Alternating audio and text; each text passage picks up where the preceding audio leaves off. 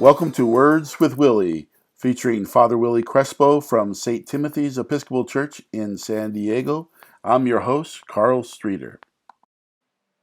Previously on Words with Willy. Streeter. This week's topic is doing time. The reason why we're calling it doing time, it's because I learned great lessons from the inmates, especially those who are doing what we call special housing unit time or protective custody time in a little cell, which is maybe 9x6, and they would spend 23 hours a day in a cell, and then maybe we'll get 1 hour to do some rec, which would allow them to walk out in some confined area, but with a little bit of a breeze and maybe some sunshine. I said, what are you doing? And they said, well, I'm doing time. And I said, what do you mean by that? And their answer was, I'm making use of the time that I have, and I'm compartmentalizing that time throughout the day. And so the phrase doing time was particularly interesting because if you don't do time, time does you. In other words, doing time means making sense of the space and the historical moment that you're in and being able to use it to the best that you can. And if you don't do that, it becomes a chaotic moment without any real direction, without any real learning or interaction or engagement.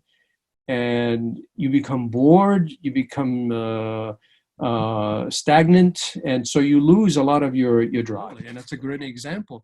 And in primitive time, I think one of the wonderful definitions of time comes from Aristotle, which he says it's a moving symbol of eternity.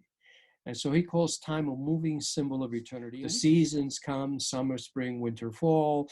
We have our birthdays every year. We celebrate anniversaries, and everything is in a circular pattern, and it comes and it goes, and it comes and it goes.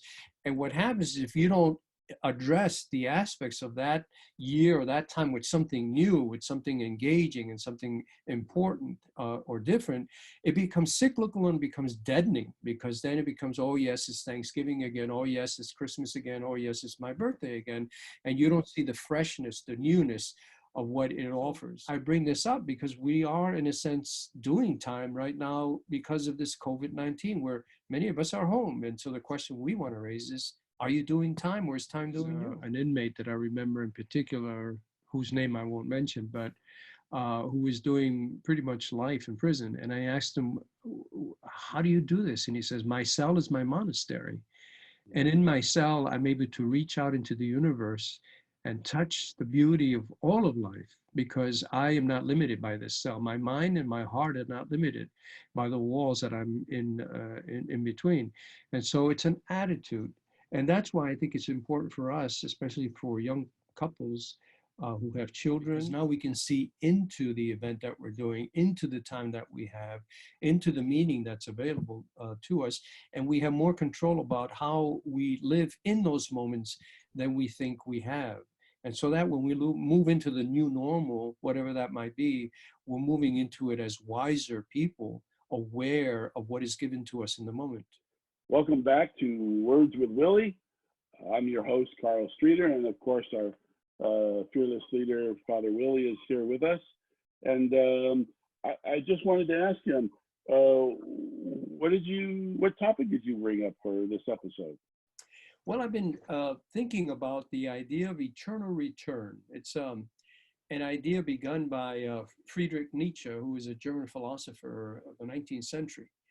And he did it as a mental experiment. He brought it up to have you think over the direction and process of your life. And the question that he brings up, and it's really interesting, and maybe it'll make sense once we get deeper into it, why I'm thinking about this.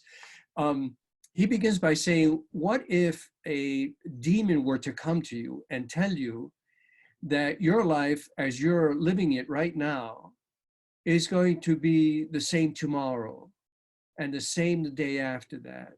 And in fact, for all of eternity, every sequence, every moment, every aspect of your life is going to be the same, and that you'll do the things over and over and over again. And he says, and all of the life that you have within you would stay inside, unlived. And he's using this idea to help us to think about what his other idea is, which is called amor fati, which is the love of life. He begins there by saying, if you're content with your life, absolutely content, would you live it over and over again? Would you not exclude anything? Would you allow your life to be exactly as it is right now, repeated over and over and over? So the question is that I want to look at is, are we living in a determined way, or are we living in a prescribed way? And what I mean by that is that most of the time our life is circular. And so we do repeat much of our lives. As I said last time we talked about time being the moving image of eternity, we move throughout the seasons, spring, summer, fall, and winter. And we go through it and we do the same things. We go through the same feelings. We go through the same rituals. We go through the same religious issues in our life. And it seems to me using Friedrich Nietzsche's idea is to help us to see whether that's the right way to live, whether that is fulfilling enough, whether that is meaningful enough. So it seems like that's the extreme of last episodes. Living kind of in a cycle, living in a movement. It seems like that's the extreme of that reality, where your life can only be programmed into certain things and stuff. Of course, if you haven't had the movie Groundhog Day come to your mind in this conversation, you should look at it and maybe Netflix it or something, and maybe do that while we're in isolation. But so how does this help us on a practical day-to-day kind of way of life? Okay, well, I'm glad you asked that. And so I think, for instance, one of the real beautiful aspects of the Judeo-Christian tradition is that it generally does not get caught up in the cycles of nature. Previous to the Christian and Judaic faiths, most of the ancient religions, or what we call natural religions, would follow the cycle of nature. They would follow the summer, the spring, the fall, and the winter. And their lives and their rituals and their beliefs and their stories and their legends were all tied into the cycle of nature. What we've learned through Judeo-Christian studies is that God breaks into the history. God breaks into the cycle with history, with a dynamic movement towards something. The idea of God entering and liberating the Jews and pulling them out of Egypt and bringing them to a promised land and teaching them his laws and ways of living was to put them into the world and bring the light of God's love into the whole of human creation. The Christians take that in another way, where Christ, our Lord Jesus, comes into the world and then brings us forward in another way by preaching God's love of all humanity and the conversion and the invitation of people to be on board with God's evolving, emerging Christology and the life of God.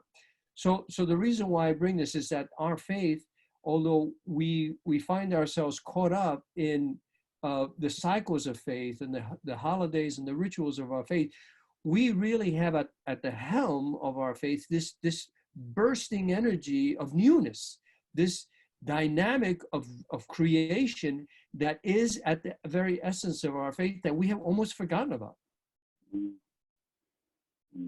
And this goes back to the incarnation, the Christmas story, and how important that is to our theology, to our understanding, to our grounding, is that the God coming into the world.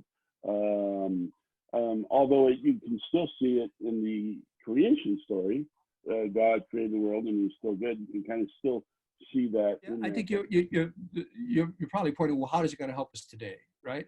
Right. I think keeping Nietzsche's question in mind, and it's just kind of bizarre thinking, but keeping his thinking in mind, what if our lives were nothing but a repetition? What if our lives were nothing but given to us by society, by culture, by economics, by politics, by religion? Our lives are destined. Our lives are given to us. We come into the world and we already know or are told, this is what you should be and this is how you should do it. And so we're locked in, we're closed into some system that has already been prepared for us even before we arrived on the earth. And the message of the Christian faith, especially now, is that we have at the heart of our faith this dynamic creation that bursts forth from all modes and is inviting us to step into a new life that is filled with all kinds of new challenges and all kinds of new adventures and experiences. But we want to keep it secure, we want to keep it regular. And this is the temptation, especially now that we're caught in our own solitude and boredom that we're now involved in, to think about, how would I live differently once I leave this house, once I leave and I can continue my life and return to society and be with people again? What's going to be so different now? And this is why I'm thinking about what Nietzsche is inviting us to, in a sense, remember also that it was Nietzsche who says that God is dead. Now, he didn't mean that God was dead because God didn't exist. He meant that God was dead because all of life and all of modernity had taken over, so God had become very, very minimized. And that God would in all intent purposes, be better off dead. But that God is only an idea that we have. And so once you get rid of that idea of the old God, what would be the new idea of the God that we would put in place? How would we live our lives with a new sense of a new God that is inviting us into the future with the promise of creation and newness everywhere? And it goes to this idea that so much of our theology is so deterministic. What is God's will for me? God knew me from the beginning, and so He already has this destiny for me. And so, what good is it for me to be involved if God? In fact, if I get involved in it, I screw it up, and I don't do this track that you've got. And you know that theology is countered by the understanding of that the world is process, and that the world, as you talked about in the science and religion class that we took, God's in the future, God's in the possibilities of what occurs. And so we start looking at how can I co-create, how can I mingle with that. It's not about God only, and it's not about us only. It's about our partnership of moving forward together in that life, and then breeding that excitement and enthusiasm and passion, and I think of the water that'll never make you thirsty again, kind of idea, reality. So that's a beautiful, hopeful reality. Yeah, and maybe in some future discussion that we have, we can maybe focus on that very good idea you just mentioned, Carl, and that is that we believe that God has a specific purpose for us in our lives, which means that we have no determination in it, no say in it, or that we can resist it and be out of the will of God. But that may be something that we can talk about in the future, because I think it's a very good point for us to elaborate a little bit more, maybe next time. Perfect. Well, more topics, more episodes. Again, thank you for being with us, and we want to thank the audience for taking the time to be with us. And remember, give it a thumbs up. Subscribe to the YouTube channel. The more subscriptions we get, the more upgrades we get for our YouTube service. And then also remember to share. And again, remember, wisdom begins with wonder, vulnerability, and a good conversation. Thank you, and good evening.